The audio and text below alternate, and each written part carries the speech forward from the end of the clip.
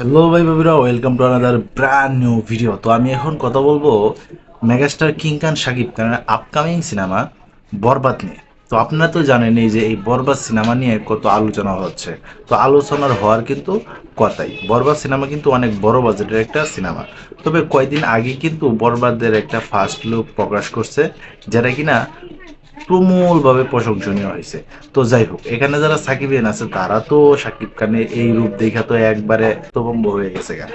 আর যারা নেটিজেনরা যারা ছিল তারাও কিন্তু সাকিব খানকে প্রশংসার জোয়ারে বাসাইছে। তারা সাকিব খানের অপছন্দ করত, তারাও কিন্তু সাকিব খানের এই ফার্স্ট লুক পোস্টারটাকে অনেক প্রশংসা করছে। তাছাড়া এই বরবাদ সিনেমা কিন্তু ঈদে আসতেছে। তো ঈদে যেহেতু আসতেছে, তো বিরাট একটা ধামাকা যে নিয়ে আসতেছে, এটা কিন্তু বলার আর অপেক্ষা রাখে না।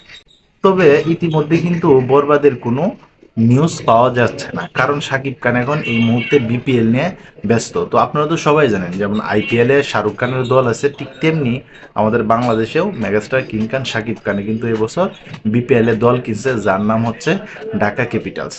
তো এই ঢাকা ক্যাপিটালস নিয়েই কিন্তু এই মুহূর্তে শাকিব খান ব্যস্ততার মধ্যে আছে। হয়তো বা নতুন কোনো আপডেট পাওয়া যেতে পারে এক দুদিনের মাঝে। তো তোমরা যারা সাকিবিয়ান আছো, তোমরা যারা সাকিব খানের এই বরবাদের নিউজের আশায় আছো, তোমরা এই বিষয় নিয়ে কোনো সময় মন খারাপ করবে না। 3-4 দিনের ভিতরেই বরবাদের কোনো একটা বিগ আপডেট আসতে যেতেছে। এটা আমার কথা না, আমি বিশ্বস্ত একটা, আমি খুব নিকট একটা সূত্র থেকে আমি এই তথ্যটা পাইছি, যার ফলে আমি তোমাদেরকে শেয়ার করার জন্য চেষ্টা করলাম।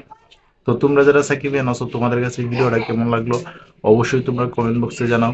তো এই ছিল এখনকার মতো ভিডিও। তো সবাই ভালো থাকবা, সুস্থ থাকবা, কাছের মানুষটা ভালো রাখবা। ধন্যবাদ সবাইকে।